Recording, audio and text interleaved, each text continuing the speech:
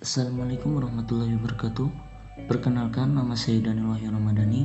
Saya dari kelas C semester 1.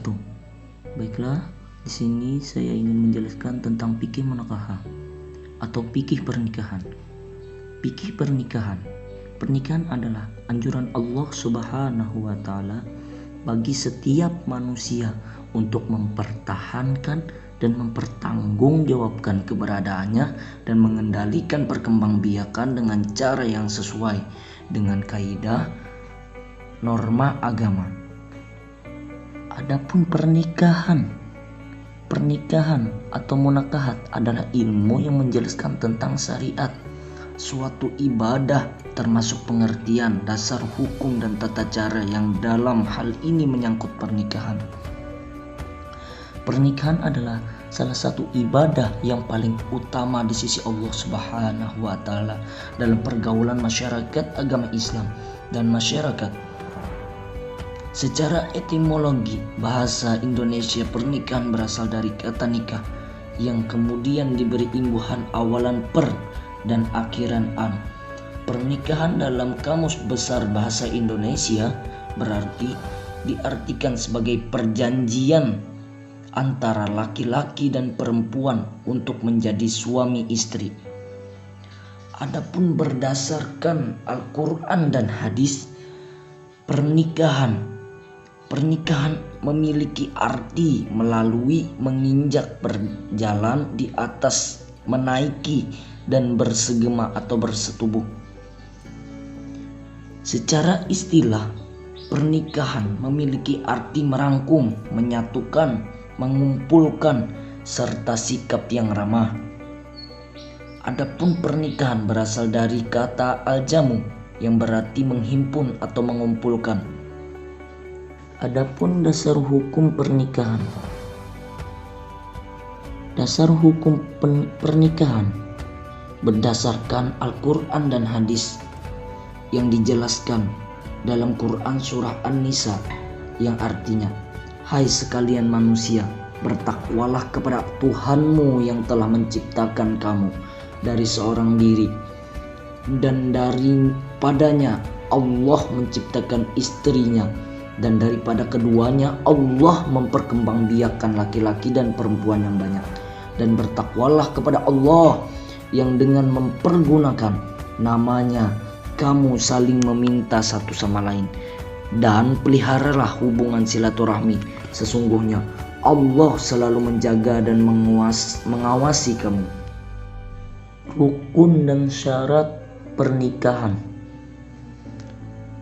Pernikahan dalam Islam memiliki beberapa syarat dan rukun yang harus dipenuhi agar pernikahan tersebut sah hukumnya di mata agama, baik menikah secara resmi maupun nikah siri.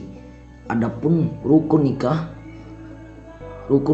adalah sesuatu yang harus ada dalam pelaksanaan pernikahan.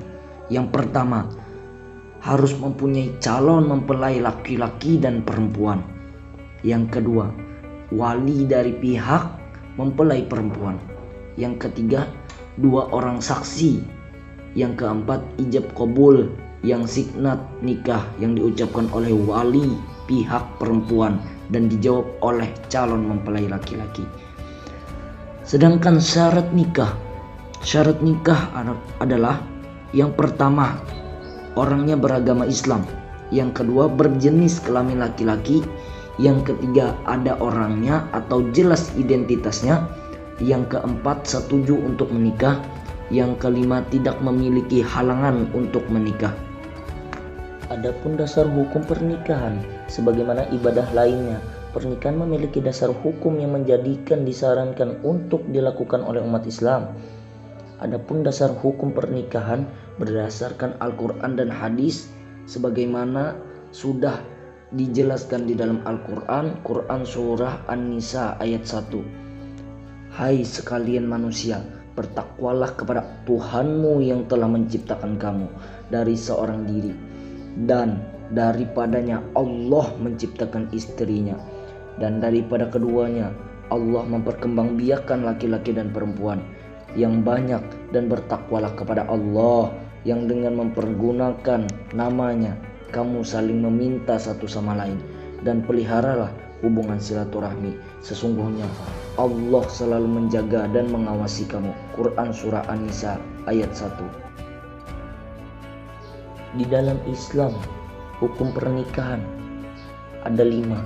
Yang pertama wajib, yang kedua sunnah, yang ketiga makruh, yang keempat mubah, yang kelima haram. Wajib jika orang tersebut memiliki kemampuan untuk menikah, dan jika tidak menikah ia bisa tergelincir perbuatan zina. Yang kedua sunnah, berlaku bagi seseorang yang memiliki kemampuan untuk menikah, namun jika tidak menikah ia tidak akan tergelincir perbuatan zina. Yang ketiga makruh, jika ia memiliki kemampuan untuk menikah dan mampu menahan diri dari zina, tapi ia tidak memiliki keinginan yang kuat untuk menikah. Yang keempat mubah, jika seseorang hanya menikah meskipun ia memiliki kemampuan untuk menikah dan mampu menghindarkan diri dari zina, ia hanya menikah untuk kesenangan semata-mata. Yang kelima haram, jika seseorang tidak memiliki kemampuan untuk menikah dan khawatir jika menikah ia akan menelantarkan istrinya dan tidak dapat memenuhi kewajiban sebagai suami terhadap istri, dan sebaliknya istri tidak dapat memenuhi kewajiban istri terhadap suaminya. Bagaimana pendapat Anda terkait adat istiadat pernikahan seperti uang jujuran dan uang panai, yang mana sebagian dari mereka mematok nilai yang terlalu tinggi sehingga memberatkan pihak laki-laki? Sertakan dalil yang memperkuat argumen Anda. Baik, menurut saya jika suatu sudah menjadi kebiasaan atau adat setempat, maka kita boleh saja mengikuti hal tersebut.